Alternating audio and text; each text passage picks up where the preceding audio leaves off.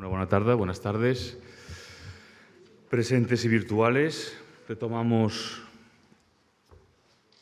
la charla donde la dejamos la semana pasada con Rainer Maria Rilke en el acantilado de Duino.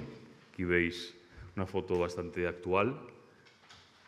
En uno de estos senderos que bajan a la playa Sistiana, ahí a medio camino más o menos, donde Rilke escuchó la voz que le dictó los dos primeros versos de la elegía primera, que hoy empezaremos a comentar.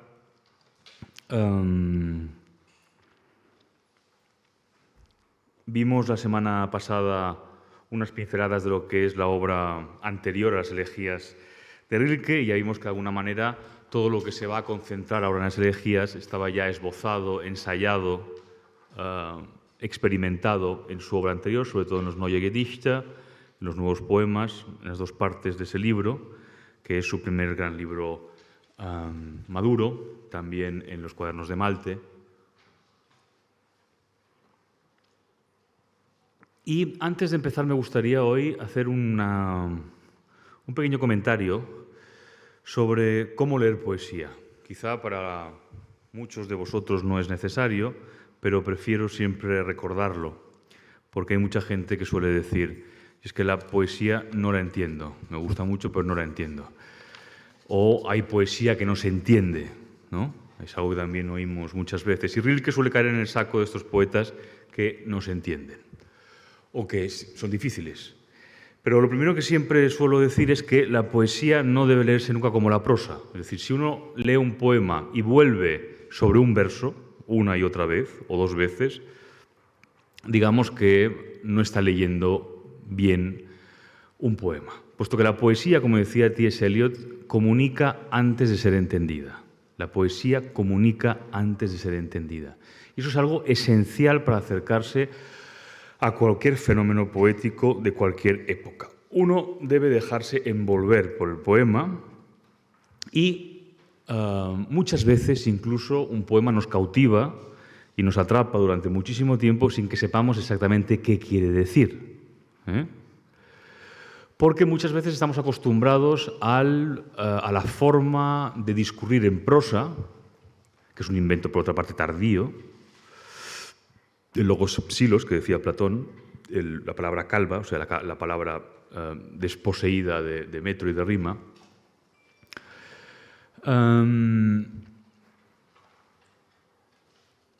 Y ya digo, la poesía es otro estado de la lengua. No podemos aplicar los métodos, los principios que solemos aplicar cuando leemos un texto en prosa, articulado discursivamente, racionalmente normalmente o narrativamente, a la poesía. Porque la poesía, como digo, es otro discurso. Constituye otro estado de la lengua.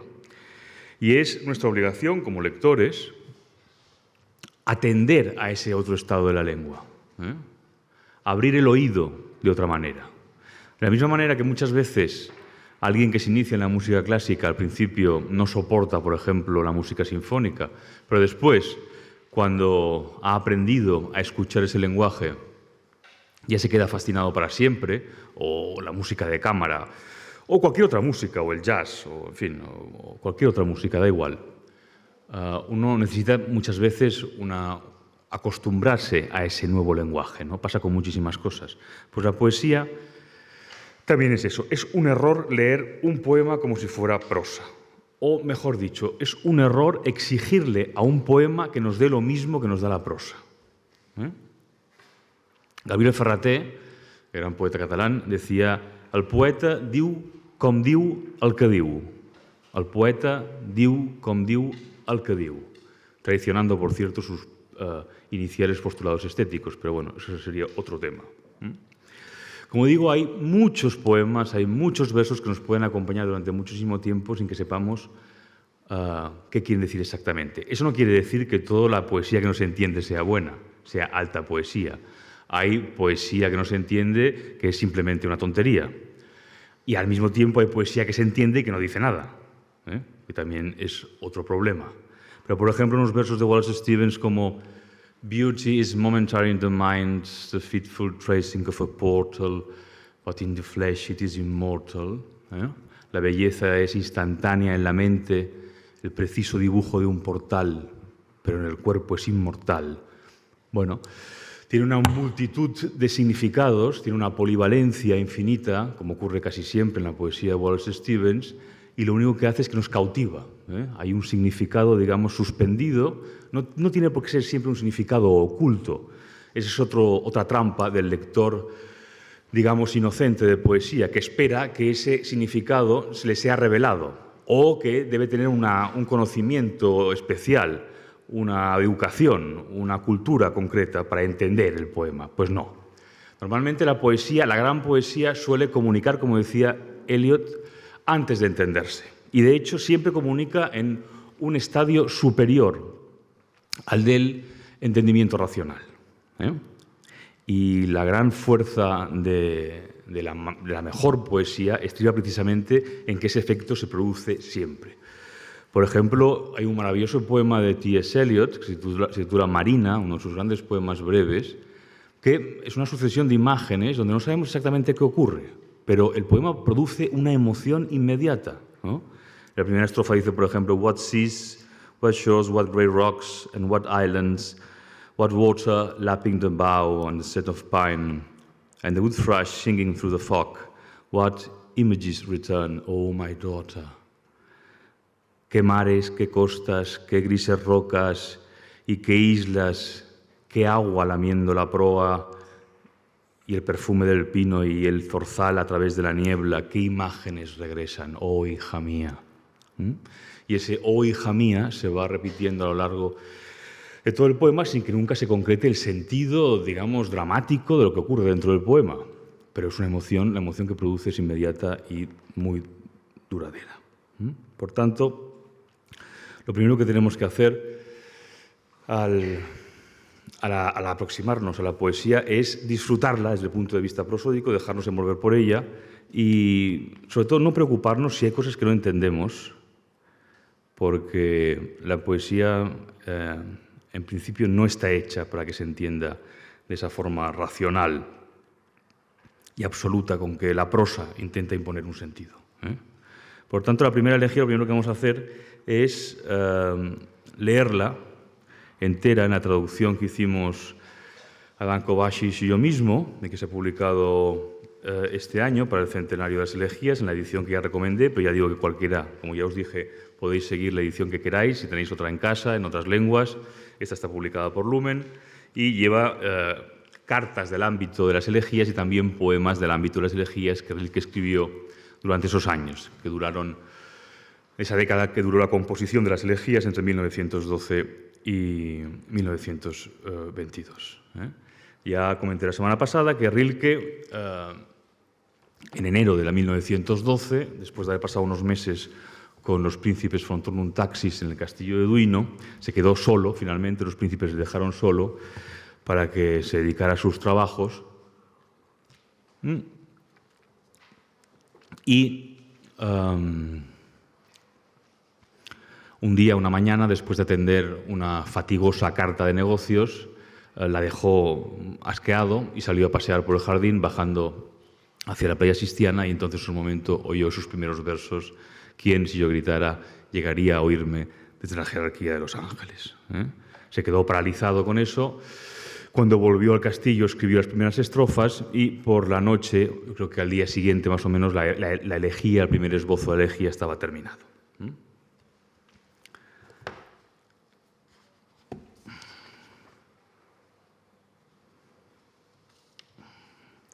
Vamos a leer, por tanto, la primera elegía, primero de corrido, y luego la iremos analizando más lentamente. ¿Quién, si yo gritara, llegaría a oírme desde los coros de los ángeles? Y si uno de ellos acabara incluso por tomarme en su corazón, me fulminaría entonces su existencia más potente, pues lo bello no es sino el comienzo de lo terrible, casi insoportable para nosotros, que tanto lo admiramos porque impasible desdeña aniquilarnos, Qué terribles son todos los ángeles. Decido, pues, contenerme y reprimo la llamada de un oscuro llanto. ¡Ay! ¿A quién seremos capaces de recurrir? No a los ángeles ni a los hombres, y los sagaces animales empiezan a darse cuenta de que ya no estamos demasiado seguros en el mundo interpretado. Tal vez nos quede algún árbol allá en la ladera para poder verlo todos los días. Y nos queda la calle de ayer y esta caprichosa lealtad de una costumbre que se sintió a gusto entre nosotros y ya no se fue. Y la noche, oh la noche, cuando el viento preñado de universo nos lacera el rostro, ¿a quién no le quedaría la ansiada, la dulce fraudulenta que al corazón individual con esfuerzo aguarda? ¿Es más fácil para los amantes? Ay, ellos solo pueden encubrirse uno a otro su suerte. ¿Aún no lo sabes? Echa de tus brazos el vacío a los espacios que respiramos. Quizás es que los pájaros sienten el aire ampliado con un vuelo más íntimo. Sí, las primaveras te necesitaban. Algunas estrellas te creían capaz de sentirlas. Una ola se levantó hacia ti en el pasado, o es que al pasar por delante de una ventana abierta se te ofreció un violín. Era todo una misión. ¿Pero llegaste a cumplirla?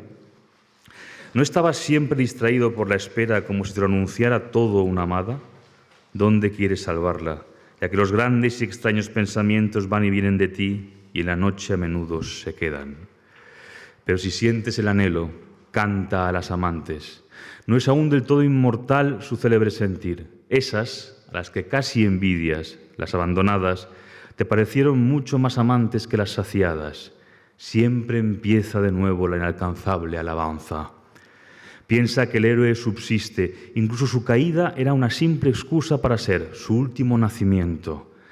Mas la naturaleza exhausta recobra a las amantes como si no tuviera fuerzas para crear eso una y otra vez. ¿Has pensado bien en el caso de Gaspara Estampa, en el que alguna muchacha abandonada por el amado e inspirada por su intenso ejemplo pudiera decirse «yo quisiera ser como ella»? ¿No deberían ser al fin esas viejísimas penas fructíferas para nosotros? ¿No es hora ya de librarnos amando del amado y que temblando lo aguantemos como la flecha aguanta la cuerda para ser más que ella misma concentrada en el salto? No hay permanencia. Voces, voces, oye corazón mío, como solo saben escuchar los santos. Esa fabulosa llamada los levantaba del suelo, pero ellos, imposibles, seguían de rodillas, persistiendo y sin darse cuenta. Así eran oyentes.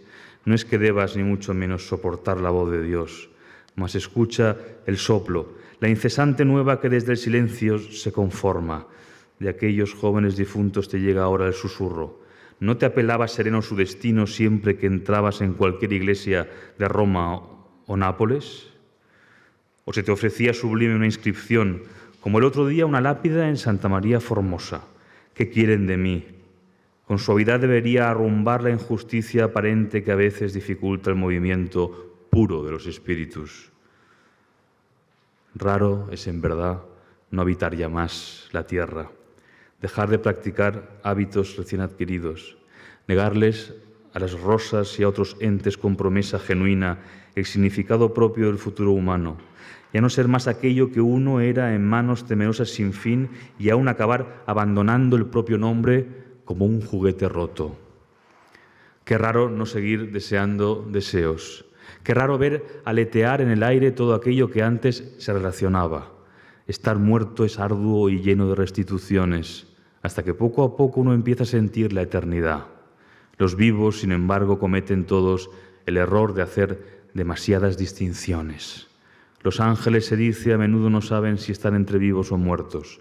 En los dos ámbitos arrastra consigo la eterna corriente todas las edades y las silencian ambos. Al final ya no los necesitan los muertos prematuros. Dulce desiste uno de lo terrenal, igual que con ternura deja el pecho de la madre. Pero nosotros, que tan grandes misterios necesitamos, de los que a menudo surge por causa triste una bendita mejora, ¿podríamos ser sin ellos? ¿Es vana la leyenda de que un día en el lamento por Lino la primera y osada música atravesó la árida rigidez? ¿De que solo en el espacio estremecido que un joven casi divino de pronto abandonó para siempre, el vacío cobró esa vibración que ahora nos embarga y nos consuela y nos ayuda? Bien, hasta aquí la primera elegía. Un comentario también inicial sobre la forma.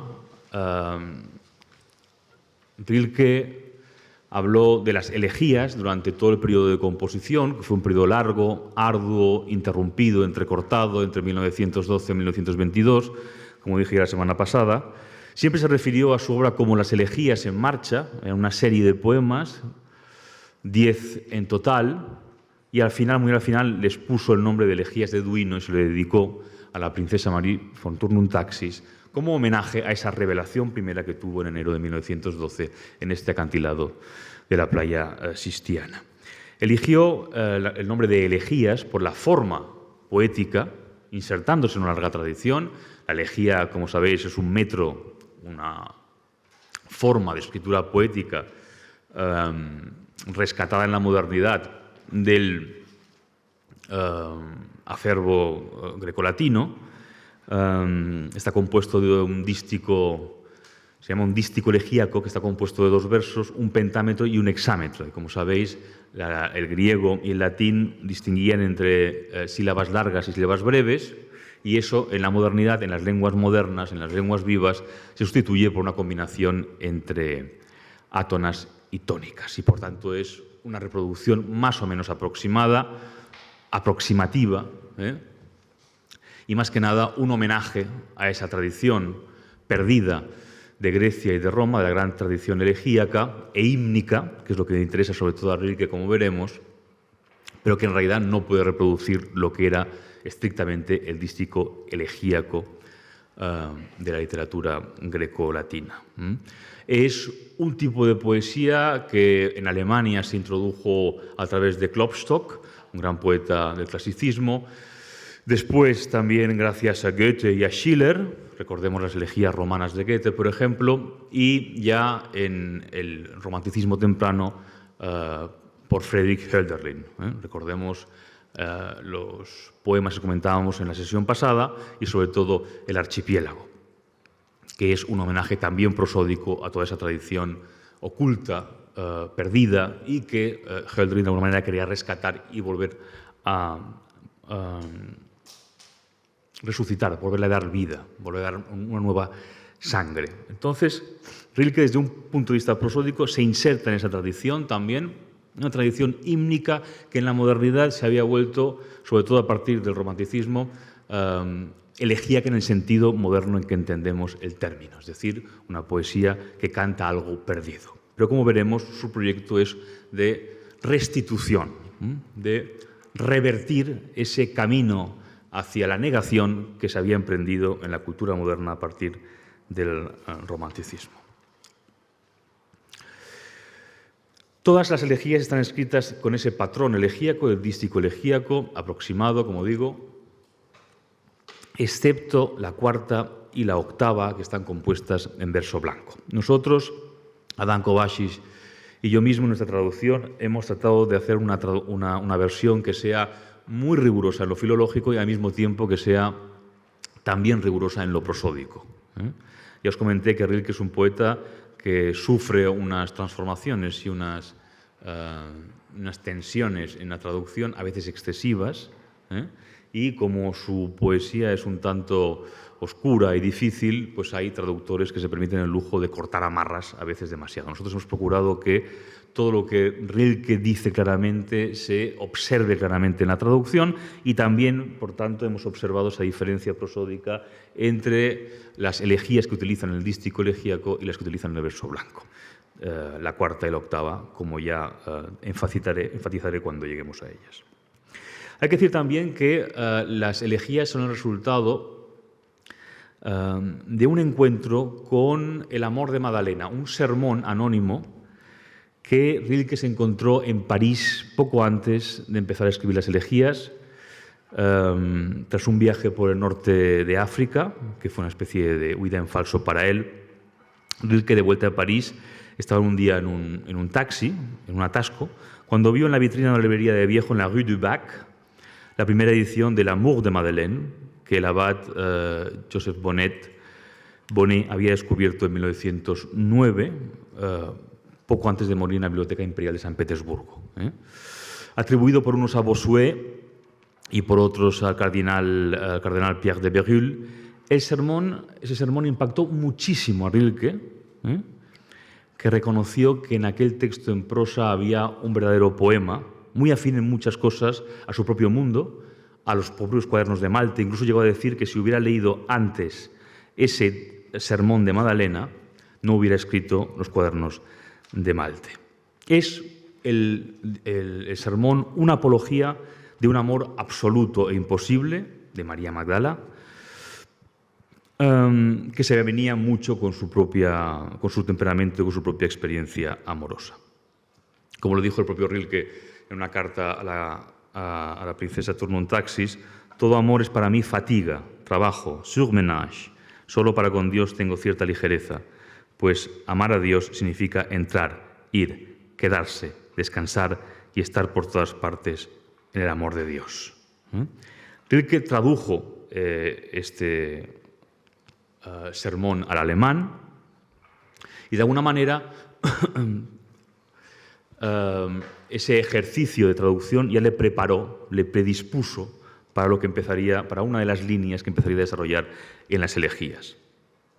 Después de traducir el sermón, Rilke, ya instalado en el castillo de Duino, estuvo también traduciendo con la princesa Marie von Tournontaxis La Vita Nuova, el primer libro, como sabéis, en el que Dante narra su renacimiento espiritual a través de su amor casto por Beatriz, que triunfa sobre una pasión espúrea. Y cuando se quedó solo en el castillo, finalmente, durante 7 días de enero de ese 1912, los primeros días, Rilke compuso los poemas que conforman Das Marienleben, la vida de María, dedicados a celebrar los episodios emblemáticos de la vida de la Virgen María, por ejemplo, la Asunción, que se abre con unos versos extraordinarios. Wer hat bedacht, dass bis zu ihrem Kommen der viele Himmel unvöllig gestanden war? ¿Quién hubiera pensado que hasta su llegada el cielo abarrotado estaba incompleto? O la Pietà, que se cierra con otros versos también memorables. Jetzt liegst du quer durch meinem Schoß, jetzt kann ich dich nicht mehr gebären. Ahora yaces de través en mi regazo, ahora ya no puedo alumbrarte de nuevo. Paul Hindemith, por cierto, gran músico, hizo un maravilloso ciclo de canciones basado en estos poemas de la vida de la Virgen María de Rilke, estrenados en 1948, para piano y soprano. Otro curso interesante sería describir o comentar todo lo que ha generado la poesía de Rilke, que es riquísimo a lo largo del siglo XX.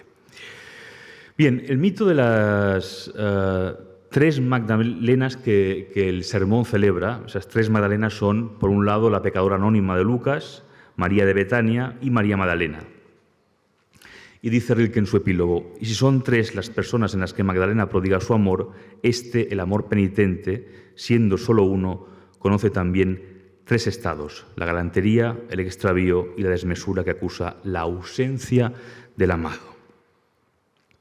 Las elegías tienen, por tanto, como origen la traducción de un sermón sobre el amor de Magdalena, además de la traducción de la Vita Nuova de Dante. El amor entregado y absoluto de mujer.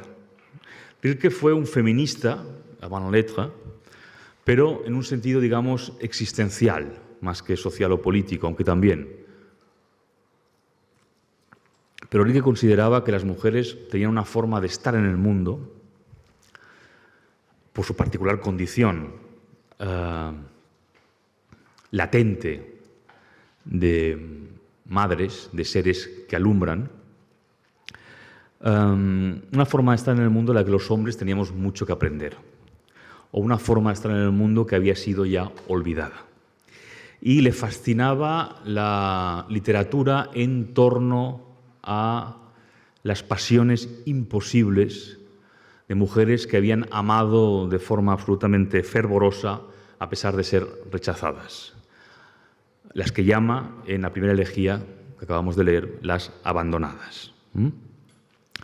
En su vida estuvo rodeada de muchas mujeres muy importantes, está en todas las biografías. Lu Andrea Salomé, que fue una especie de madre y amante, su mujer Clara Westhoff, madre de su hija Ruth, Paula Becker, que le hizo un retrato soberbio que le gustaba muchísimo a Heidegger. Si lo buscáis, Heidegger dijo que Paula Becker logró captar en ese retrato lo que Rilke iba a ver luego cuando compusiera las elegías. La clavecinista Wanda Landowska, la escritora Annette Kolb, incluso tuvo una correspondencia y una especie como de amor platónico con la entonces muy joven poeta rusa Marina Tsvetaeva. Por tanto, ese componente femenino, que ya veremos cuando comentemos la cuestión de la relación de Rilke con el cristianismo, es muy importante en lo que afecta a la restitución de la figura de la Virgen María, en detrimento de la de Jesucristo. Hay ahí, digamos, una verdadera devoción mariana, que es muy significativa y muy elocuente con respecto a lo que estoy diciendo, y que en los versos que hemos leído de la Anunciación y de la Pietà, de este ciclo de la vida de María, ya se intuye un poco, ¿no? Que de alguna manera la religión cristiana estaba vacía hasta la asunción de la Virgen María, hasta que el cuerpo de la Virgen y su capacidad alumbradora se reintegran, digamos, dentro de esa espiritualidad que había ocultado el cuerpo en general y de la mujer en particular. La elegía primera, como habéis visto, se abre con una interrogación. ¿Quién, si yo gritara, me llegaría a oír desde los coros de los ángeles? La interrogación abre un vacío. Tenemos muchos ciclos, grandes ciclos poéticos que empiezan con una interrogación. Recordemos San Juan de la Cruz, el cántico. ¿A dónde te escondiste, amado, y me dejaste con gemido? Con el ciervo huiste, habiéndome herido, salí tras ti clamando y eras ido. O recordemos el archipiélago de Hölderlin, que también empieza con una larga interrogación. ¿Vuelven las grullas a ti y buscan de nuevo los barcos la ruta hacia tus costas? El ritmo elegíaco también. Envuelve en tu flujo tranquilo los aires ansiados y muestra el lomo el delfín, llamado desde lo más hondo, surgiendo una luz renovada. Jonia florece, ¿es ya tiempo? Pues siempre en primavera, cuando renace el corazón de los vivos y despierta en el hombre el amor primerizo y el recuerdo de tiempos dorados, yo vengo a ti y te saludo, oh viejo, en el silencio de tu calma.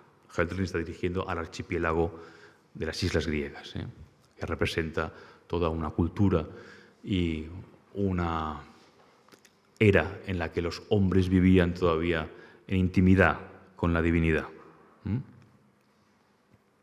Y en el Sermón de Magdalena, que tradujo Rilke, leemos: tal es la condición del amor de los viajeros. Dios no se comunica sino escondiéndose, y no para saciar, sino para avivar el amor. El Deus absconditus del Antiguo Testamento, que excita al creyente como la amada, su búsqueda. Y este es el punto de partida de las elegías y de todo el ciclo y de la búsqueda existencial y del intento de restitución ontológica que Rilke emprende a lo largo de las 10 elegías. Hay, para empezar, un enorme vacío entre los mortales y la divinidad, entre el orden de la inmanencia y el orden de la trascendencia. Y es ese vacío, al mismo tiempo, el que excita un amor desmesurado, renovado por la existencia, como el del que sabe que le queda muy poco tiempo de vida y empieza a mirar el mundo de otra manera. Así hay que ver un poco la primera actitud que tiene Rilke frente a ese vacío, que es el vacío de la modernidad. Es el vacío que viene acumulándose en la cultura, en la sociedad, en la mentalidad occidental. Más o menos desde el Renacimiento y de una forma ya más dramática y más evidente a partir del romanticismo temprano, como dijimos en la sesión pasada. Ese es todavía nuestro mundo, por así decirlo. Esa brecha no ha hecho más que abrirse cada vez más. Y la afirmación de un mundo dominado por una criatura, que es el hombre, que no tiene ninguna relación con la trascendencia y que se proclama a sí mismo dueño absoluto de la naturaleza, el señor de lo ente, en palabras de Heidegger, pues eso es algo que no ha hecho más que agrandarse y más que asentarse y fortalecerse. Contra eso, de alguna manera, reacciona Rilke en estos poemas. Hay una carta a Annette Kolb que es interesante leer también para iluminar algunas cosas de la primera elegía, escrita justamente cuando Rilke, y eso es lo interesante, pues lo hemos incluido en esta edición, acababa de redactar la primera versión de la primera elegía. Dice Rilke a Annette Kolb, que era una escritora con la que tuvo mucha relación, escritora de libros juveniles, de relatos, de novelas también, hoy bastante olvidada. Además, decía Rilke, carezco de ventana que dé a los hombres, definitivamente. Para mí ellos solo comparecen en la medida en que toman la palabra dentro de mí, y en estos últimos años casi solamente se me comunican por medio de dos figuras, de las cuales saco a grandes rasgos conclusiones sobre su condición. Es decir, la ventana a los hombres se le había cerrado a Rilke. Había algo opaco entre él y la humanidad. Sobre lo humano, de una manera inmensa, con la calma de una autoridad que me amplía el oído, me habla el fenómeno de los muertos prematuros. Y de forma aún más absoluta, más pura e inagotable, la amante. En esas dos figuras se me mezcla lo humano en el corazón, lo quiera o no. Como veremos, como hemos visto, son dos de las figuras que aparecen en esta elegía primera, los muertos prematuros y las amantes, las abandonadas. Se me presentan con la claridad de la marioneta, ya veremos que la marioneta, a través de un texto de Kleist, tiene también una importancia en otra elegía, algo exterior que asume persuadido una tarea y al mismo tiempo como tipos completos, insuperables, hasta el punto de que podría escribirse la historia natural de su alma. Hablemos por el momento de la amante. Me refiero no tanto a Santa Teresa y a la grandeza que ahí se dio. La figura se me revela de manera mucho más clara, pura, es decir, no diluida y, por así decirlo, no utilitaria ni aplicable en la situación de Gaspara Stampa, a la que cita también la primera elegía, que es una poeta del Renacimiento italiano, que sufrió un gran desengaño amoroso, como todas las mujeres a las que cita. De la leonesa Labbé, Louise Labbé, de ciertas cortesanas venecianas y sobre todo de Mariana Alcoforado, esa mujer incomparable en cuyas 8 sustanciosas cartas el amor femenino surgió por primera vez punto por punto, sin boato, sin exageración ni alivio, como escrito por la mano de una sibila. El pobre Rilke no sabía que tanto Louise Labbé como Mariana Alcoforado fueron dos invenciones de hombres. Las cartas de la monja, los poemas de Louise Labbé, que es una gran poeta del Renacimiento francés, una grandísima poeta, pero ya parece casi probado del todo que esa Louise Labbé que existió biográficamente, pero no escribió los poemas que se le atribuyen. Los poemas que se atribuyen son obra de un círculo de poetas, de varones muy cultivados de la época que decidieron inventar un seudónimo femenino. Eso ha conocido una edición ahora hace muy poco tiempo en la Pléiade de una experta en Louise Labbé y en poesía del Renacimiento francés, que ha tenido, por supuesto, muchísima polémica, porque algunos lo han considerado una afrenta al feminismo, cuando en realidad, en fin, son las pruebas que hay, nada más y nada menos, ¿no? Parece ya bastante probado que esa Louise Labbé no escribió esos poemas. Pero bueno, da igual. La imaginación de Rilke así lo quiso y así queda para nosotros. Lo mismo pasó con la pobre Mariana Alcoforado, una monja a la que se le atribuyó o que se contaba que en Portugal, en Bella, había tenido un gran amor por un caballero que había pasado por su ventana y solo lo había visto, y de ese amor efímero y absolutamente fervoroso había producido 5 cartas que luego se supo que habían sido escritas por un hombre, una falsificación, y que el editor, para tratar de vender más, habían dicho que había sido obra de esa monja portuguesa, lo cual no es así. Eso sí que es absolutamente seguro que era un fraude, Pero Rilke nunca lo supo. Gaspar Stampa, en cambio, sí escribió todo lo que escribió, al menos. Pero da igual, como digo, lo importante es lo que interpreta Rilke aquí, no la historia, digamos, factual que haya detrás de esto. Y entonces, Dios mío, ocurre que a raíz de la imparable consecuencia del corazón femenino, esa línea, acabada y completa en lo terrenal, no pudo llevarse más lejos, aunque se la pudiese largar hacia lo divino, a lo infinito. Pero entonces, en el ejemplo de Chamilly, que es este amante en principio, ese personaje, ese amante inventado, ese personaje tan sumamente secundario, cuya estúpida vanidad fue utilizada por la naturaleza para recibir las cartas de la portuguesa, dicho con la sublime expresión de la monja, mi amor ya no depende de cómo me tratas. El hombre como amante estaba acabado, terminado, amado hasta la saciedad, por decirlo de un modo respetuoso, amado hasta el fondo igual que un guante desgastado por el uso. Y es un milagro que el hombre haya durado tanto, puesto que siempre ha participado en el amor solo con sus componentes más ligeros. Qué triste figura desempeña en él la historia del amor. Casi no tiene más fuerza que la superioridad que le atribuye la tradición, e incluso esa superioridad la lleva con una negligencia que sería simplemente indignante si su distracción y su ausencia afectiva no hubieran tenido a menudo grandes motivos que en parte lo justificaban. Sin embargo, nadie me disuadirá de percibir lo que se hace visible en esa amante radical y en su vergonzoso compañero. Que esa relación pone de manifiesto de manera definitiva hasta qué punto, a un lado, en el de la mujer, todo lo realizado, soportado, conseguido, se encuentra frente a la absoluta inaccesibilidad del hombre al amor.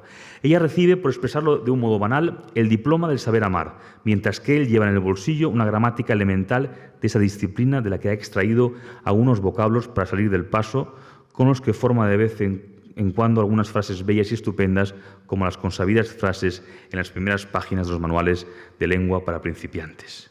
El caso de la portuguesa está maravillosamente puro porque no arroja las corrientes de su sentimiento a lo imaginario, sino que reconduce la genialidad de ese sentimiento con una fuerza infinita hacia sí misma, soportándolo y nada más. Llega a una edad avanzada en el monasterio, a una edad muy avanzada, no se convierte en una santa, ni siquiera una buena monja. A su raro tacto le repugna aplicar a Dios lo que no estaba pensado en principio para él y lo que el conde de Chamilly se permitió despreciar. Aún así, era una tarea casi imposible de tener el curso heroico de ese amor para no dar el salto y no convertirse en santa con tal vibración de la existencia más íntima. Si ella, esa persona inconcebiblemente maravillosa, hubiera cedido por un momento, habría caído en Dios como una piedra al mar, y a Dios le habría gustado intentar con ella lo que hace siempre con los ángeles, devolverles toda la radiación que ellos emiten. Estoy convencido de que, tal como estaba en este triste monasterio, se habría convertido en ángel en el acto, interiormente, en su naturaleza más íntima. Por tanto, Rilke sondea en estas primeras elegías, como veremos, lo que hace es constatar el vacío en el que estamos viviendo, ¿no? El vacío en el que vive la modernidad, esa enorme distancia que hay entre el hombre y la trascendencia. Pero al mismo tiempo vuelve su mirada hacia los residuos, los restos de existencia más pura. Entre ellos esos muertos prematuros, las amantes, y poco a poco se irán añadiendo los niños, los héroes e incluso los animales. Hay toda una reflexión muy potente en torno a lo humano visto a través de lo animal, que nos va a ocupar a lo largo de este seminario bastante tiempo, sobre todo a partir de la elegía octava. Para entender lo que le ha ocurrido también, hay una prosa que escribió Rilke un poco más tarde, en febrero de 1913, rememorando la experiencia que tuvo en Duino. Es un texto en prosa, como digo, en el que trata de explicarse a sí mismo lo que luego volcará en verso. Y habla de sí mismo en tercera persona. Debe de haber sido hace poco más de un año cuando le sucedió algo peculiar en el jardín del castillo, que descendía de forma bastante abrupta hacia el mar. Deambulando como de costumbre con un libro en la mano, se le ocurrió apoyarse a la altura del hombro en la horquilla de un árbol que parecía un arbusto, y enseguida se sintió tan agradablemente acogido y tan ricamente descansado en esa postura que, sin leer, plenamente insertado en la naturaleza, permaneció en un estado de contemplación casi inconsciente. Poco a poco su atención se fijó en una sensación del todo desconocida. Era como si del interior del árbol se le trasladaran vibraciones casi imperceptibles. Sin mucho esfuerzo, lo interpretó en el sentido de que en la madera se manifestaba un viento por lo demás invisible que quizás se deslizaba plano por la vertiente, aunque el tronco parecía demasiado fuerte para verse afectado de un modo tan insistente por un soplo tan nimio. Sin embargo, lo que más le interesaba no era tanto esta consideración u otra de la misma índole, sino que estaba sorprendido, es más, conmovido por el efecto que le producía eso que se trasladaba de manera incesante a él. Le daba la impresión de no haberse sentido nunca colmado por movimientos tan suaves. Su cuerpo era tratado como un alma, por así decirlo, y puesto en disposición a recibir un grado de influencia que con la normal nitidez de las circunstancias corporales de hecho no habría podido sentirse. A ello se sumó que en los primeros instantes no fue capaz de identificar el sentido a través del cual recibía una comunicación tan delicada y dilatada.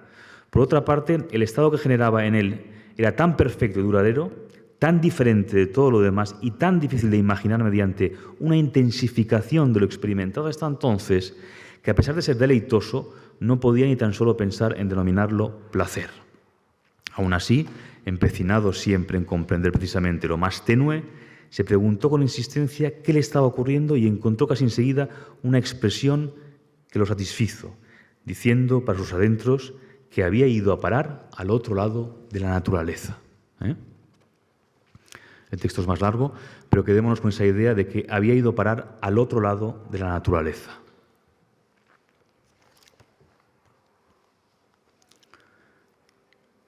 Hay también unos versos que escribió justo después, aquella misma noche, en Duino, en enero de 1912, después de terminar la primera elegía, que dicen, sintiendo dioses que se mueven al otro lado de la naturaleza.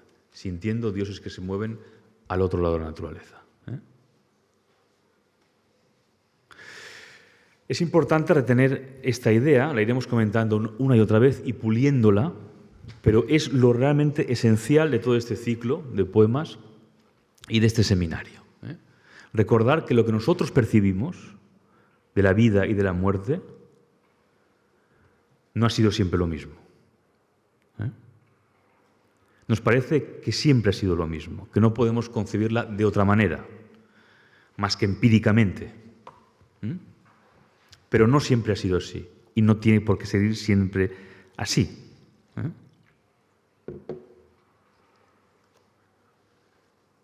Rilke trata de darle la vuelta a nuestra forma de relacionarnos con la muerte y, por tanto, con la vida. Y a lo largo de todos estos poemas, los repetiré una y otra vez, Rilke quiere transformar tanto nuestra experiencia de la inmanencia como de la trascendencia, sin, y eso es lo importante, echar mano de ningún truco fácil o de vías previamente exploradas, por ejemplo, en sentido religioso. En ese sentido, Rilke se inserta en una tradición no demasiado abundante, hay que decir, oculta pero persistente, de la literatura, de la poesía y de la filosofía occidentales, que se han ido negando a aceptar el nihilismo creciente en el que se ha edificado todo Occidente.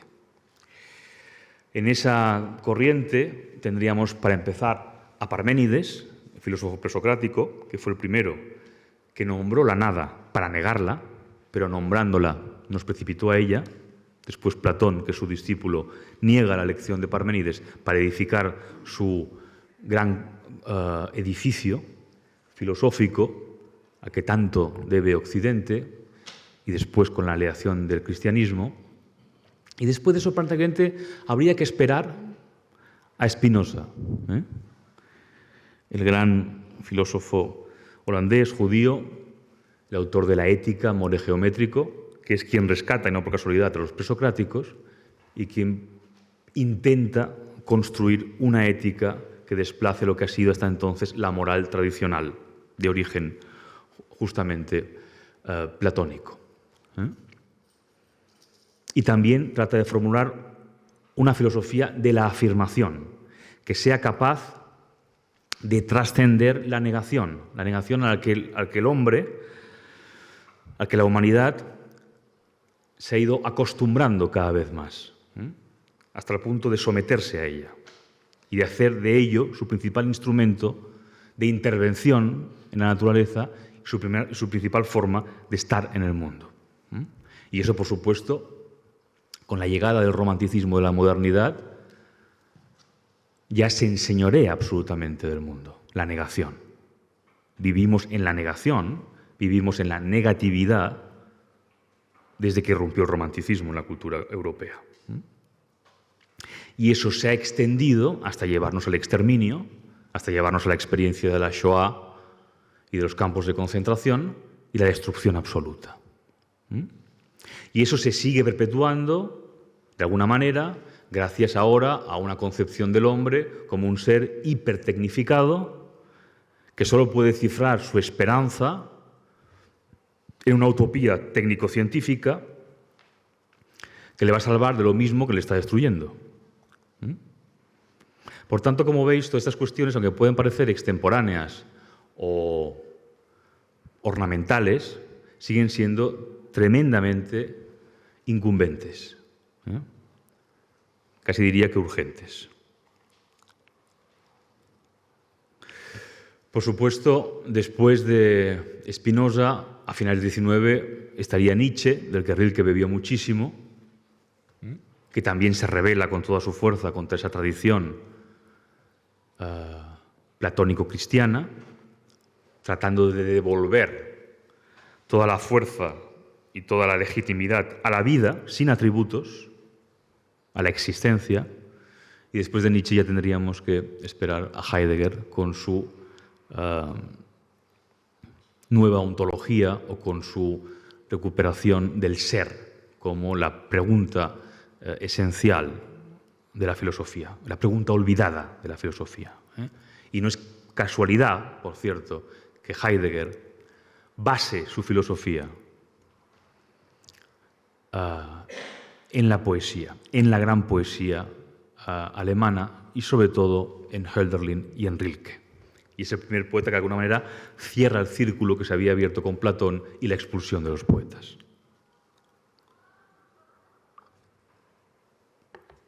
Bien, como digo, volveremos una y otra vez a estas cosas, que nadie se preocupe si ahora estas cosas parecen un tanto demasiado abstrusas, pero es mi empeño acabar este seminario con que todos hayamos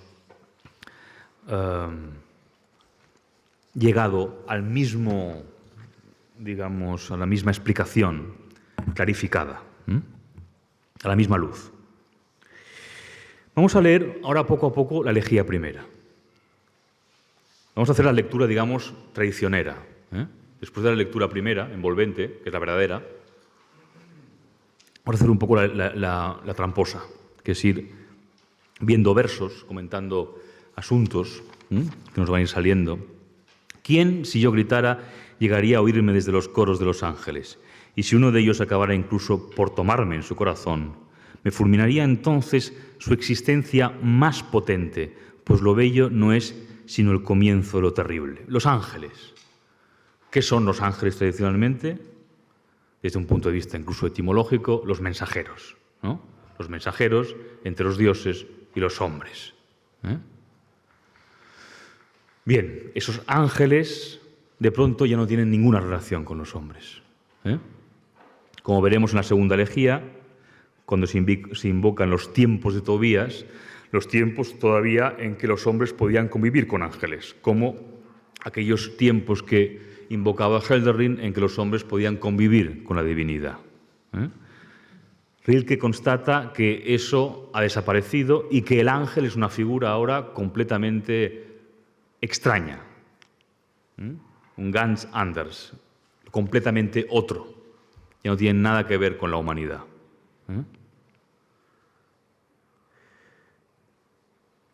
Y por tanto, por eso, si uno acabara por tomarme en su corazón, me fulminaría su existencia más potente. Su existencia, su Dasein, la palabra que tanto explotó Heidegger, Dasein, ser ahí, me fulminaría porque no tiene nada que ver con mi sustancia, con mi forma de existir. entonces me destruiría por completo. Pues lo bello no es sino el comienzo de lo terrible. Esta es la puerta de entrada a las elegías. Habrá una puerta de salida en la última elegía, que ya os señalaré con detalle. Pero esta es la puerta de entrada. Lo bello no es sino el comienzo de lo terrible, porque lo terrible es lo que va a asumir Rilke a lo largo de todas las elegías. Esa belleza que se empieza a volver terrible porque comunica algo que de momento es completamente inasumible, porque está relacionado con el enorme vacío que se abre entre el hombre y la divinidad. Quedaos con esta idea de la puerta de entrada y la belleza como el principio de lo terrible, porque es el principio de una transformación. Quizá la palabra esencial de todas las elegías es transformación, Verwandlung en alemán, la transformación. Hay un verdadero intento de transformar nuestra mirada, de transformar la conciencia humana. Y en esa transformación, el primer paso se da aquí con este verso, en esa belleza que no es sino el comienzo de lo terrible, porque empieza a desvelarse como algo completamente distinto a lo que hasta entonces se había contemplado.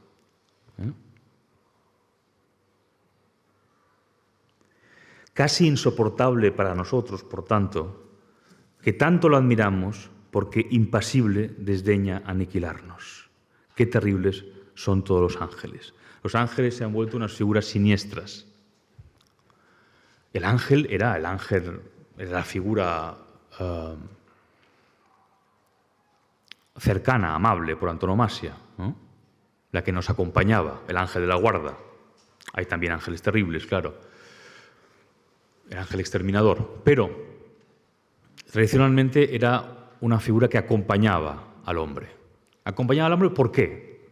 Porque era una dimensión de sí mismo, una dimensión de su forma de estar en el mundo. Estaba relacionada con su creencia, con su ley también, ética. Desaparecida esa ley, esa creencia, el ángel se vuelve terrible porque es un espejo de nuestra propia forma de estar en el mundo que se ha vuelto también terrible. Decido pues contenerme y reprimo la llamada de un oscuro llanto. Ay, ¿a quién seremos capaces de recurrir? No a los ángeles ni a los hombres, y los sagaces animales empiezan a darse cuenta de que ya no estamos demasiado seguros en el mundo interpretado. En estos versos se les podía dedicar todo un seminario. ¿A quién vamos a recurrir? ¿Por qué ya no tenemos nada a lo que recurrir? Gritamos y nadie nos oye en lo más alto. ¿A quién recurriremos entonces? Ni a los ángeles ni a los hombres. Porque esa unión que conformaba la armonía se ha destruido por completo. Y por tanto ya no podemos recurrir ni a una ni a otra instancia. Ambas se han quedado completamente escindidas, desgajadas, ¿no? Y ahora dice, y los sagaces animales empiezan a darse cuenta de que ya no estamos seguros en el mundo interpretado. In der gedeuteten Welt. Esto es extraordinario. Fijémonos, aquí detrás está toda una cuestión que venía arrastrándose desde finales del XIX. Hay que recordar una y otra vez hasta qué punto la generación finisecular, la generación justamente anterior a la de Rilke, había creído que el siglo XX iba a ser el siglo del paraíso. Era una generación completamente persuadida de las bondades del positivismo, de que el hombre occidental europeo había llegado a lo más alto, que dominaba el mundo, y que el siglo XX iba a ser el cumplimiento de todas las profecías casi del paraíso en la tierra. Eso creían gentes como Renan, por ejemplo. Era una convicción muy extendida. Y ya sabemos cuál fue el resultado, ¿no? En 1912 se hundió el Titanic, ¿no? En esa época ya los viejos imperios europeos empezaban la pueril y atroz carrera armamentística que desembocaría en la Primera Guerra Mundial, una matanza totalmente absurda que dejó sin jóvenes a toda Europa. Todo eso es lo que se incuba en un verso como este. Ya no estamos seguros en el mundo interpretado. Quiere decir que ese mundo asegurado, interpretado, que la generación anterior y que todo el siglo XIX, y que venía de hecho gestándose desde el romanticismo, ya empieza a resquebrajarse. Es lo que Max Weber, en un trabajo muy conocido y publicado años después de Compuesta esta elegía, en 1917, La ciencia como vocación, llamará el desencantamiento del mundo. El mundo se ha desencantado. Die Entzauberung der Welt.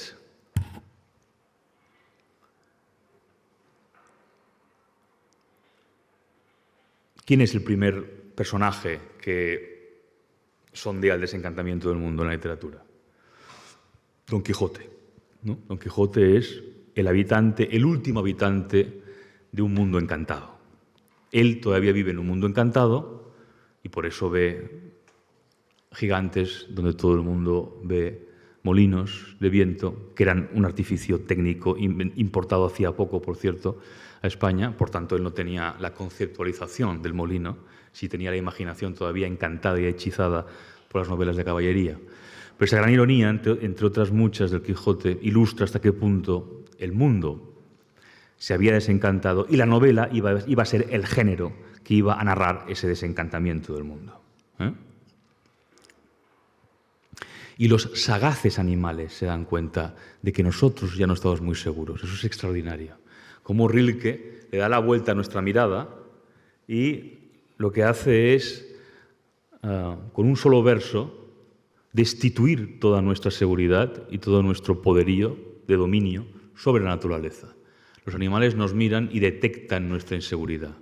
No es que nosotros nos sintamos superiores, como siempre hemos creído, con respecto a los animales, sino que son ellos los que nos recuerdan que ya no estamos seguros en este mundo interpretado, en este mundo científicamente definido y tan solo dominado por la razón.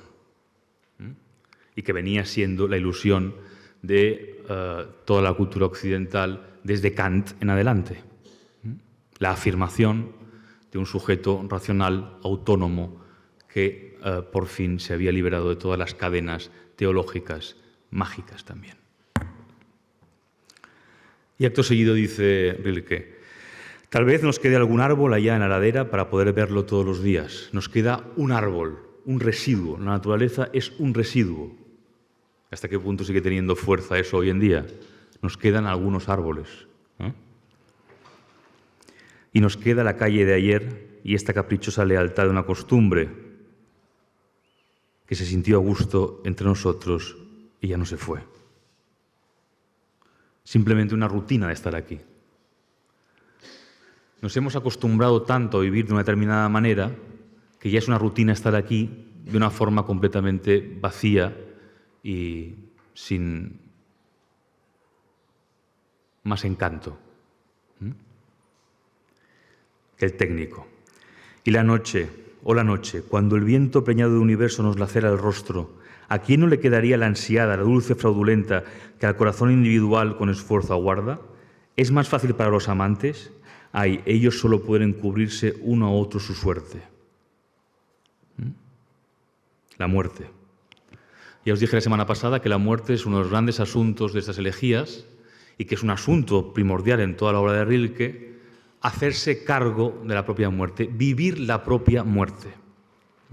Acabar con esa dicotomía que para Rilke es destructiva entre vida y muerte, acabar con la idea de que la muerte es la gran enemiga de la vida y situar a la muerte en el centro de la vida. Esa es también una de las misiones de las elegías. Aún no lo sabes, echa de tus brazos el vacío a los espacios que respiramos. Quizá es que los pájaros sienten el aire ampliado con un vuelo más íntimo. Echar el vacío que se ha ido abriendo dentro del hombre, a los espacios que respiramos y atender la naturaleza de otra manera. Sí, las primaveras te necesitaban. Algunas estrellas te creían capaz de sentirlas. ¿Una ola se levantó hacia ti en el pasado o es que al pasar por delante de una ventana abierta se te ofreció un violín? Era toda una misión, Auftrag. Esa es una palabra importante también en las elegías. Una misión. Hay una misión que cumplir en las elegías.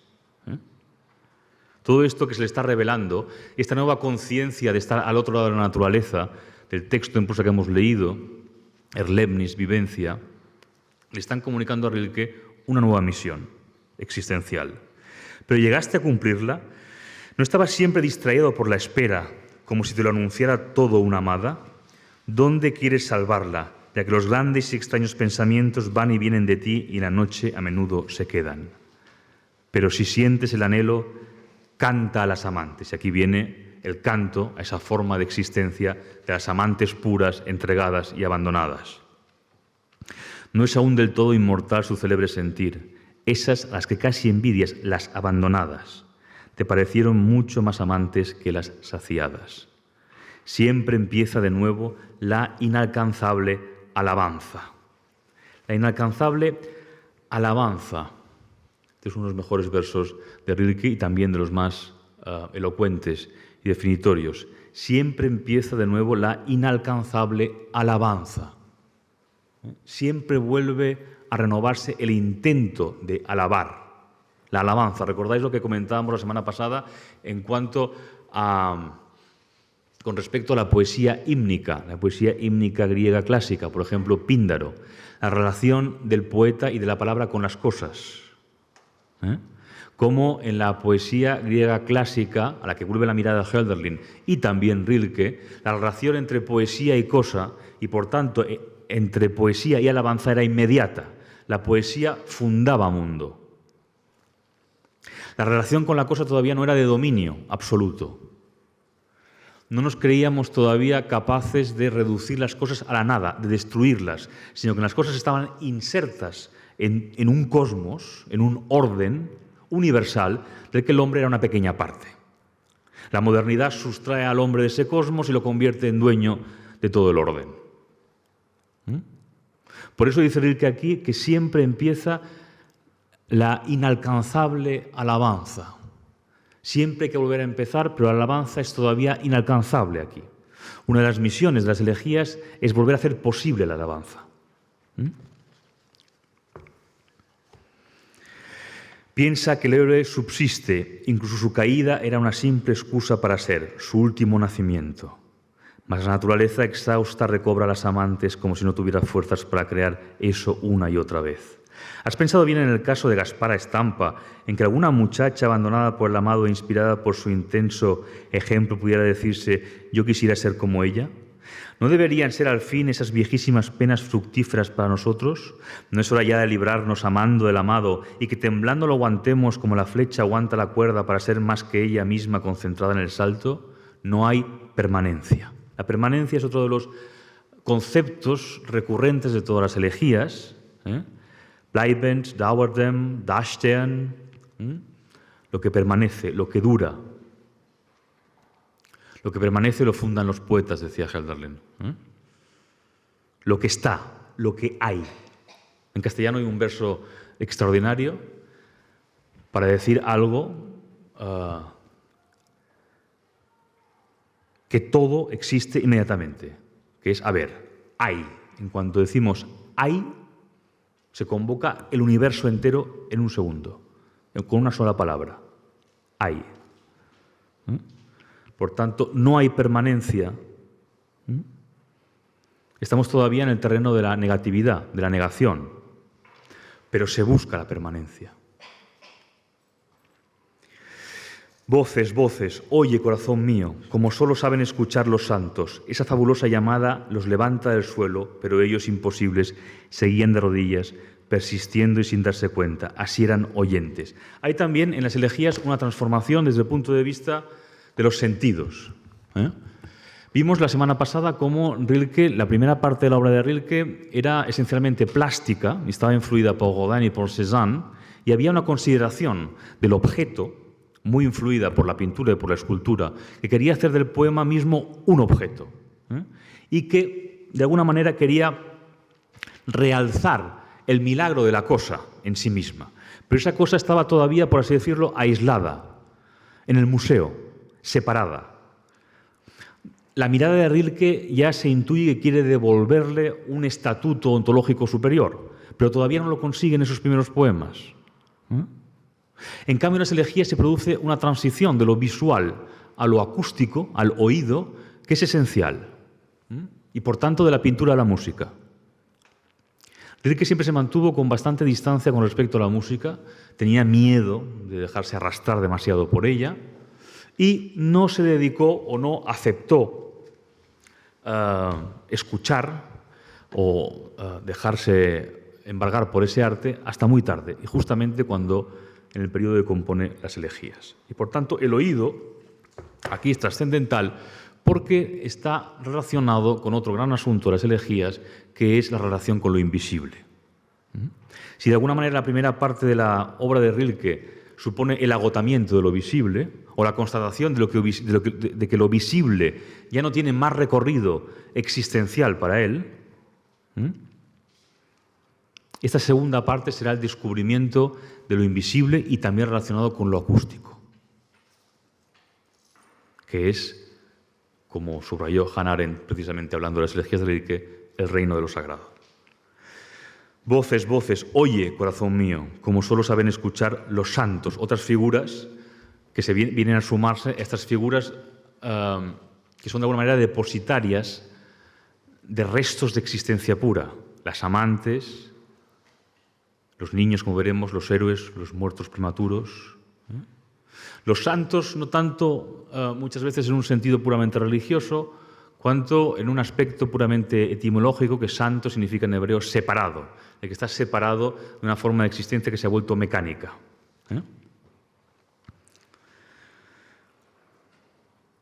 Oye, corazón mío, como saben escuchar, oye, corazón mío, como solo saben escuchar los santos. Esa fabulosa llamada los levantaba del suelo, pero ellos, imposibles, seguían de rodillas, persistiendo y sin darse cuenta. Así eran oyentes. No es que debas ni mucho menos soportar la voz de Dios, mas escucha el soplo, la incesante nueva que desde el silencio se conforma. De aquellos jóvenes difuntos te llega ahora el susurro. ¿No te apelaba sereno su destino siempre que entrabas en cualquier iglesia de Roma o Nápoles?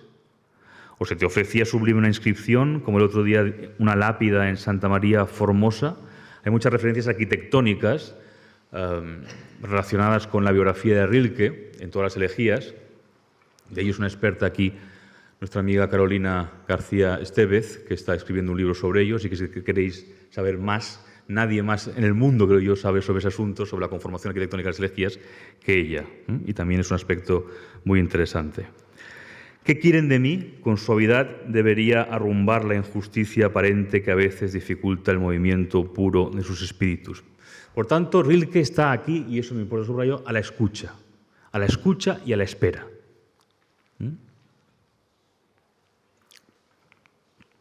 Y ahora viene la gran estrofa sobre la muerte, donde, afirmando lo que es la muerte, trata de afirmar lo que es la vida. Raro es en verdad no habitar ya más la tierra, dejar de practicar hábitos recién adquiridos, negarles a las rosas y a otros entes con promesa genuina el significado propio del futuro humano, ya no ser más aquello que uno era en manos temerosas sin fin y aún acabar abandonando el propio nombre como un juguete roto. Fijaos que todo el tiempo está haciendo negaciones y son al mismo tiempo afirmaciones. Por tanto, la negación, la constatación de la negación, de la privación, no es sino un recuerdo de la afirmación. Y eso es el primer estadio para intentar no hacer distinciones. Qué raro no seguir deseando deseos, qué raro ver aletear suelto en el aire todo aquello que antes se relacionaba, todo lo que antes se relacionaba. También esa idea de que hemos perdido la capacidad de relacionar y de relacionarnos con el todo. Estar muerto es arduo y lleno de restituciones, hasta que poco a poco uno empieza a sentir la eternidad. Los vivos, sin embargo, cometen todos el error de hacer demasiadas distinciones. Los ángeles, se dice, a menudo no saben si están entre vivos o muertos. En los dos ámbitos arrastra consigo la eterna corriente, todas las edades, y la silencia en ambos. Aquí ya está sondeando lo que será el espacio central de las elegías, la reunión de vivos y muertos para tratar de construir un nuevo hábitat ontológico para el hombre.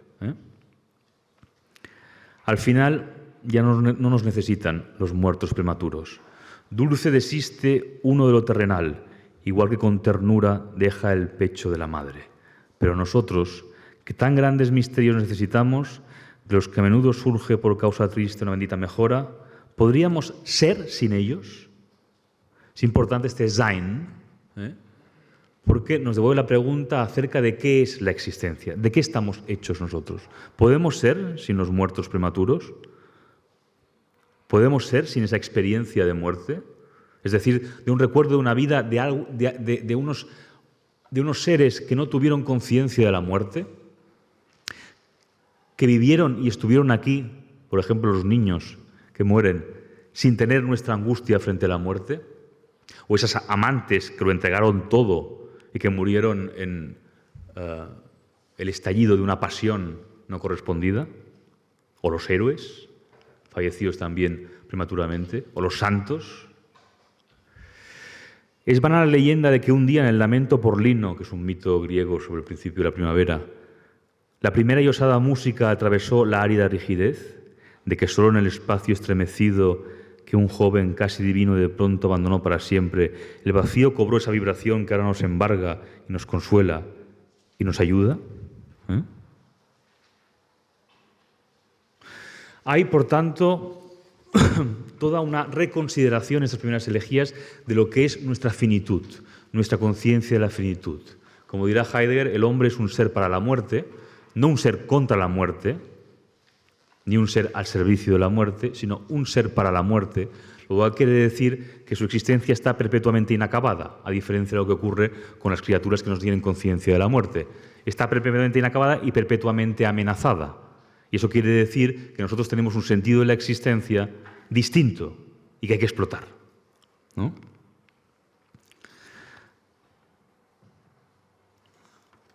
Vamos a leer la elegía segunda, es un poco tarde, pero no nos queda más remedio que apurar un poco el tiempo, porque si no, este ciclo será incompleto. La elegía segunda insiste en ello. Qué terribles los ángeles, y sin embargo, pobre de mí, yo sigo cantando aves del alma casi mortíferas, sabedor de vosotros. ¿Dónde quedaron los tiempos de Tobías cuando uno de los más radiantes apareció en el humilde portal, apenas ataviado para el viaje y ya sin inspirar terror? Él lo miraba curioso, como un joven mira a otro. Si apareciera ahora el arcángel, el peligroso, por detrás de las estrellas, dando solo un paso hacia aquí, de un vuelco nos mataría el propio corazón. ¿Quiénes sois? Afortunados al alba, mimados de la creación, altas cordilleras, largas cumbres aurorales de todo lo generado, polen de la deidad floreciente, articulaciones de la luz, pasillos, escaleras, tronos, espacios de esencia, escudos de dicha, conmoción de tormentosos entusiasmos y de pronto, único, el espejo que devuelve la propia belleza emanada alumbrándose de nuevo en el propio semblante. Pues nosotros, allá donde sentimos, nos disipamos, ahí nos expiramos y extenuamos de brasa en brasa, despedimos un olor más tenue. Y alguien nos dice: sí, me entras en la sangre. Esta sala, la primavera, se me llenan de ti. ¿Qué más da? No puede retenernos en él y en torno a él nos desvanecemos. Y a los bellos, ¿quién los retiene? Sin cesar la apariencia se alza en su rostro y se va. Como el rocío en la hierba matinal, así se eleva de nosotros lo nuestro, como el vaho en un plato caliente.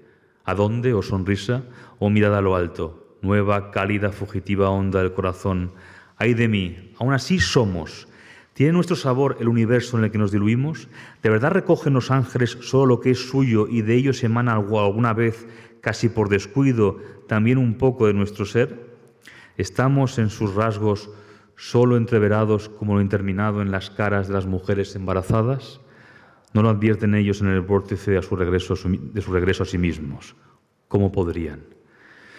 Los amantes podrían, si supieran, hablar de maravilla en el aire nocturno. A nosotros parece que todo nos oculta. Ved, los árboles son, las casas en las que habitamos perduran. Solo nosotros pasamos de largo como un intercambio aéreo. Y todo coincide en silenciarnos, en parte por vergüenza y en parte por inefable esperanza. Amantes, cada uno del otro colmado, ¿qué hay de nosotros? ¿Os tocáis? ¿Tenéis pruebas? Mirad, Me pasa que mis manos cobran conciencia una de la otra y que mi gastado rostro busca cobijarse en ellas. Eso me procura un poco de sentimiento. Pero ¿quién os haría por ello ser? Vosotros, en cambio, que en el gozo del otro crecéis hasta que rendido os ruega, ya no más, que bajo vuestras manos sois abundancia como años de uva, que a veces os morís solo porque el otro tanto se agranda, os pregunto por vosotros. Ya lo sé, os tocáis con tanta dicha porque la caricia atrapa, porque el lugar que tiernos cubrís no desaparece, puesto que por debajo notáis la pura duración. De ahí vuestra promesa de eternidad en el abrazo. Y aún así, una vez superado el terror del primer vislumbre y el anhelo de la ventana y el primer paseo juntos una vez por el jardín, amantes, ¿sois aún vosotros? Cuando el uno al otro os eleváis hasta la boca y los labios bebida con bebida, ¿o de qué extraña manera escapa el bebedor al acto? ¿No os admiraba en las estelas áticas la cautela del gesto humano? ¿No descansaban amor y despedida con levedad en los hombros como si fueran de una materia distinta a la nuestra? Pensad en las manos, cómo reposan sin tensión mientras late el vigor en el torso. Ellos contenidos lo sabían. Hasta aquí somos nosotros. Esto es nuestro y así nos tocamos. Más fuerte nos tensan los dioses, pero eso es cosa de ellos. También nosotros deberíamos hallar una pura, templada y angosta humanidad, una franja de nuestra propia tierra fértil entre el agua y la roca, pues nuestro corazón aún nos excede como a ellos, pero nosotros no podemos seguirlo en imágenes que lo calmen, ni tampoco en cuerpos divinos en los que se atempere lo grande. Rilke escribió esta segunda elegía muy pocos días después de escribir la primera, y es como una coda de la primera, en la que insiste en los grandes asuntos tratados en la primera. Los ángeles, la primera estrofa veis que evoca los tiempos de Tobías, ese personaje del Antiguo Testamento que hace un viaje con un joven que resulta ser el arcángel Rafael, y que después se revela a toda la familia en un episodio de absoluta compenetración entre el hombre y su divinidad, entre el pueblo y su divinidad, ¿no? Y que aquí aparece como un episodio completamente mítico y ya imposible. Luego la descripción extraordinaria, una de las estrofas más acabadas, más conseguidas de Rilke, de los ángeles, estos afortunados al alba, que se han convertido en una especie como de imagen encerrada en un espejo. Hay un poema que a lo mejor leeré la semana que viene, dedicado a Narciso, que está muy relacionado con esta estrofa. Nuestra forma de sentir después, las amantes, cómo son los árboles, las estancias y las casas en las que habitamos, la duración, y este final del poema que dice: ¿no os admiraba en las estelas áticas la cautela del gesto humano? La cautela del gesto humano. Eso es extraordinario. ¿Cómo se fija Rilke? Esto viene también está explicado en una carta.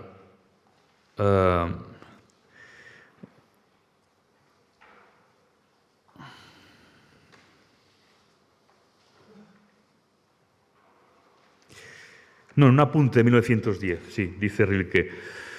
Por eso quizá formaba parte de sus emociones más decisivas admirar las estelas funerarias griegas del periodo más temprano. Cómo allí, en el contacto mutuo, en el descansar de una mano en la otra, en el gesto de acercar una mano a un hombro, no había ni un ápice de posesión. Es más, cómo con ese estar juntos, que ya no actuaba en el destino, ni siquiera podía haber una referencia a la tristeza de la despedida, ya que esas manos no estaban conmocionadas ni por el temor de un final, ni por el presentimiento de un cambio, pues no les esperaba más que la larga y pura soledad a través de la cual se percibían, igual que las imágenes de dos objetos distantes que en el interior indemostrable de un espejo se reúnen en silencio.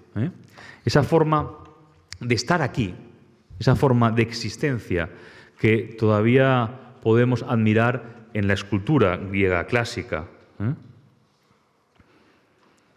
Pensad en las manos, cómo reposan sin tensión mientras late el vigor en el dorso. Ellos contenidos lo sabían. Hasta aquí somos nosotros. Había una idea muy clara, entre Hibris y Némesis, claro, de lo que podía hacer el hombre y lo que no podía hacer y que podía ser castigado por los dioses. Esto es nuestro y así nos tocamos. Más fuerte nos tensan los dioses, pero eso es cosa de ellos. Was wir hier sind, kann Dort ein Gott ergänzen, dirá Hölderlin, ya en las fronteras de la locura. Lo que nosotros somos aquí, puede allí un Dios completarlo.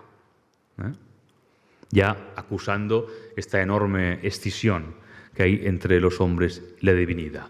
Y termina Rilke diciendo: también nosotros deberíamos hallar una pura, templada y angosta humanidad, una franja de nuestra propia tierra fértil entre el agua y la roca, pues nuestro corazón aún nos excede como a ellos, pero nosotros, es decir, los modernos, no podemos seguirlo en imágenes que lo calmen, ni tampoco en cuerpos divinos en los que se atempere lo grande. Es decir, esto es lo extraordinario de las elegías y este es el camino que va a explorar.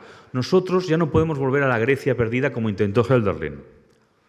Nosotros tenemos la obligación de buscar un nuevo camino, hallar una pura, templada y angosta humanidad, una franja de nuestra propia tierra fértil entre el agua y la roca. Porque nosotros ya no podemos acudir a cuerpos divinos en los que se atempere lo grande. Ahí es donde cobra toda la trascendencia el sentido de la transformación, de la Verwandlung que hay en las elegías. Debemos transformar nuestra forma de existir y de vivir y de relacionarnos con las cosas. Es verdad que se ha abierto un vacío insondable con la divinidad, pero eso no nos puede llevar a resignarnos a existir de una forma mecánica y rutinaria y tampoco a creernos los señores del universo, de la naturaleza, y abrazar de una forma completamente irresponsable el nihilismo que puede llevarnos a la destrucción absoluta, como ya hemos experimentado en un par de ocasiones. Bien, si tenéis ahora alguna pregunta sobre lo que hemos visto hoy, si no, la semana que viene haremos la tercera y la cuarta. Sí. Aquí té un micrófono. No, gràcies per això.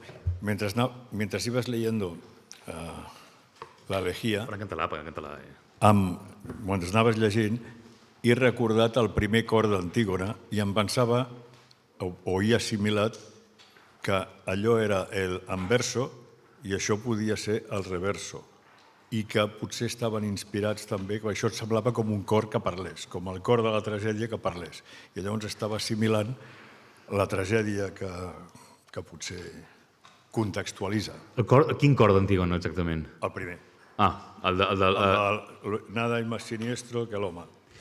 Que tal i qual. I tot això és una explicació en aquell moment, i si tu ara llegeixes aquesta elegia, a mi m'ha recordat d'alguna manera com si ell se'ns hagués inspirat o que recordés el que diu aquest primer cor.